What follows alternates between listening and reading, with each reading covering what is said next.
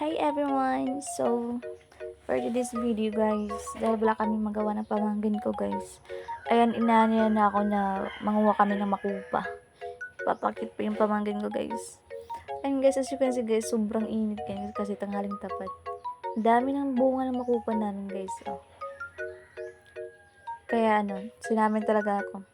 Tapos sabi pa niya na ako na yung manguha ate kasi taga-video lang kita ganun. So, ginawa niya akong videographer. Pero okay lang din guys kasi gusto talaga niya na siya yung manguha. So, ayun guys, nakakuha na siya ng isa. Happy yarn.